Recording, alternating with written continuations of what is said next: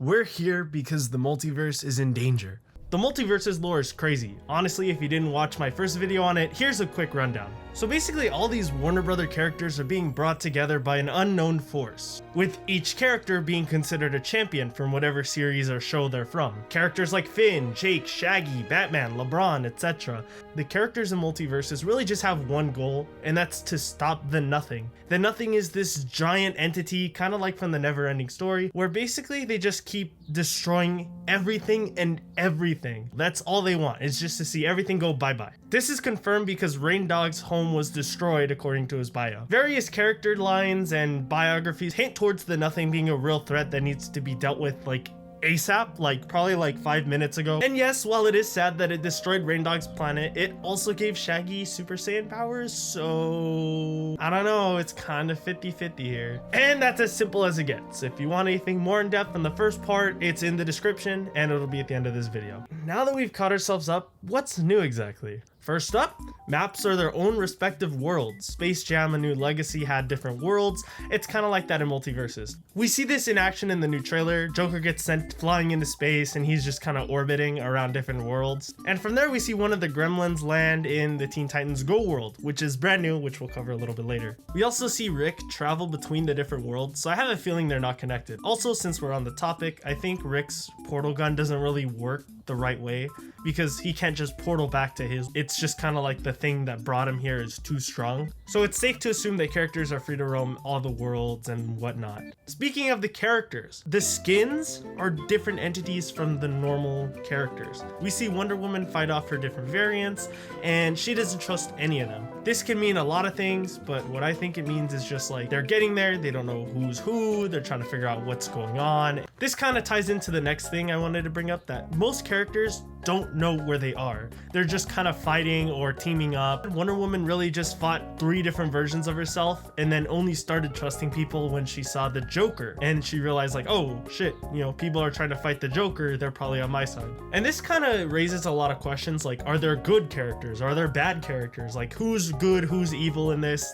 There's a whole new subcategory. Honestly, I don't have a clear answer yet. It seems like these characters are gonna team up regardless of their stance on that 9 square morals thing. It feels more like Subspace Emissary, where King Dedede and Wario and Bowser, they're just kind of dicks for no reason.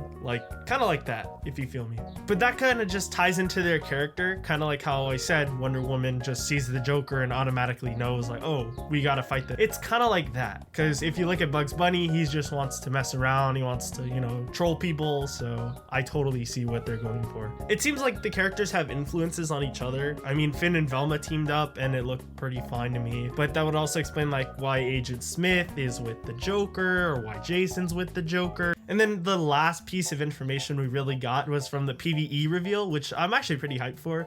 It kind of explained what rifts were and how the Nothing is spitting out different worlds and different realities. The rifts are basically uncontrolled, chaotic realities, and we need to get rid of them because if we keep them, then they kind of just mess up. Marvin the Martian kind of hints at that in the video with his little PowerPoint slide thingy. Basically, it's just the more of these rifts there are, the worse the space-time continuum gets, and then the more shaky it gets, and then the more easily the Nothing can come in and just destroy everything. So it's kind of we're protecting a barrier. Imagine we're in a bubble and then those rifts come in and they're trying to pop the bubble. We have to stop the rifts from popping the bubble, or else the Nothing can get in and eat everything and everyone. Yeah, that's probably the easiest way to explain it. So how does this tie into all the lore? Basically, these characters, they know this is a huge threat and they need to stop it. With a lot of the voice lines from the last game, they all kind of know what's happening here.